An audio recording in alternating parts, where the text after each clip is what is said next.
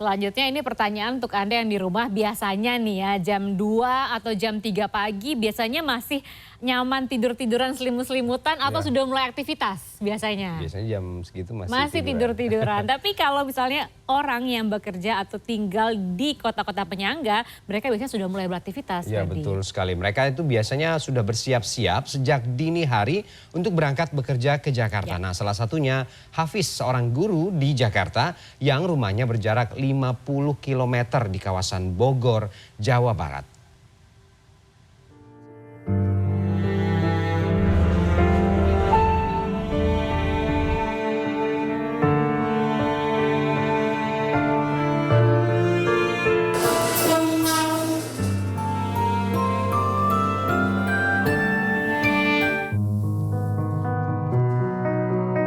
Fajar belum menyingsing saat Nofrizal Hafiz memulai harinya.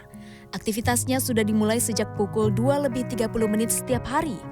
Waktu di saat kebanyakan orang masih tertidur lelap terbuai mimpi. Ya, Hafiz merupakan seorang guru di SMP Negeri 115 Tebet, Jakarta Selatan. Tempat tinggalnya sekitar 50 km dari tempatnya mencari nafkah. Kesibukan ini sudah menjadi rutinitasnya selama 11 tahun. Hafiz tak sendirian menempuh perjalanan Bogor, Jakarta. Anak bungsunya Kenzi menjadi rekan perjalanannya. Kenzi yang saat ini duduk di kelas 8 juga bersekolah di tempat Hafiz mengajar. Jam menunjukkan pukul 3:30.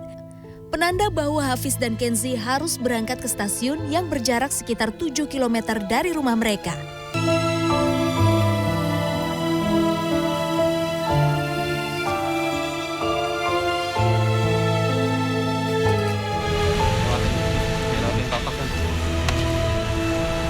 Tepat pukul 4 subuh, Hafiz dan anaknya tiba di stasiun Bogor. Biasanya, Hafiz memilih kereta dengan keberangkatan kedua atau ketiga agar kondisi kereta masih kosong, sehingga dia dan Kenzi masih mendapatkan tempat duduk. Hafiz dan Kenzi memanfaatkan perjalanan menuju stasiun tujuan untuk tidur. Begitu juga dengan penumpang lainnya, mencuri-curi waktu untuk memuaskan rasa ngantuk. Tak dapat tempat duduk pun tak jadi masalah. Penumpang yang tidur sambil berdiri sudah jadi pemandangan sehari-hari.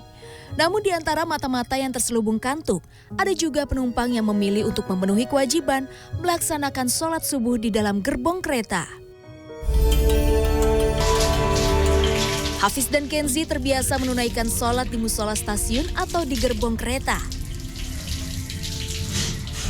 Sami Allah liman hamidah.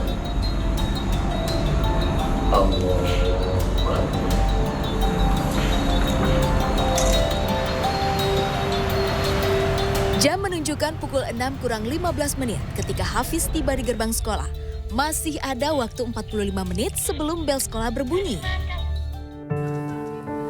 Meski mengakui gaji di kota Jakarta lebih tinggi dibandingkan di Bogor, tingginya harga properti di ibu kota membuat Hafiz belum sanggup pindah rumah ke Jakarta. Ya pernah terpikir, cobalah kita cari kontrakan atau cari rumah yang di daerah sini. Tapi setelah kita timbang-timbang banyak yang nggak efektifnya gitu kan. Termasuk juga alternatif-alternatif lain lah. Misalnya tabungan kami yang misalnya justru kami sisihkan, kami tabung buat persiapan nanti pendidikan abang sama adik gitu berikutnya gitu. Terkadang Hafiz kerap memikirkan waktu dengan keluarga yang terbuang karena jauhnya perjalanan. Namun istrinya selalu menyemangati setiap langkahnya mencari nafkah. Selain keluarga, Hafiz juga mengaku anak didiknya menjadi salah satu faktor penghilang lelahnya. Meski harus bersiap sejak pagi saat kebanyakan temannya masih terlelap, hal itu tidak mempengaruhi catatan akademis Kenzi. Terbukti, Kenzi masih bisa bersaing untuk mendapatkan peringkat 10 besar. Hafiz dan Kenzi hanyalah contoh kecil dari banyaknya kaum urban dari kota penyangga lainnya. Dari stasiun Tangerang sih, terus transit di Duri, baru ke arah Sudirman. Saya makan waktu perjalanan berapa lama? Kurang lebih 2 jam sih. Kalau dari rumah sampai Kalau dari rumah, iya dari rumah 2 jam. Iya, sampai ke kantor. Menurut sosiolog Universitas Indonesia, Ida Ruwaidanur, fenomena kaum urban yang bekerja di kota besar merupakan hal yang biasa terjadi di negara manapun. Bagaimana mencoba mendistribusi sumber-sumber ekonomi tadi gitu ya, termasuk memindahkan sebagian kantor di wilayah penyangga, tidak terpusat di pusat kota begitu ya. Nah itu yang kemudian memungkinkan orang untuk melakukan mobilitas internal tadi gitu loh dengan Ida menambahkan, solusi lainnya pemerintah dan perusahaan bisa mengaplikasikan opsi tata kota yang membangun perumahan one-stop living. Yakni konsep hunian terpadu yang dibangun di satu lokasi yang sama dengan tempat bekerja. Iya, seperti inilah potret kehidupan para pekerja Jakarta. Demi mencari nafkah baik untuk sekedar diri sendiri maupun untuk keluarga mereka, mereka rela hampir setengah dari hari mereka habis di perjalanan dari dan menuju tempat kerja. Rata-rata dari mereka beralasan peluang kerja, jenjang karir dan tentunya gaji yang lebih besar di Jakarta menjadi alasan utama. Meskipun waktu untuk keluarga menjadi hal yang harus mereka korbankan. Suci Bancin, Imam Muhairib, Jakarta.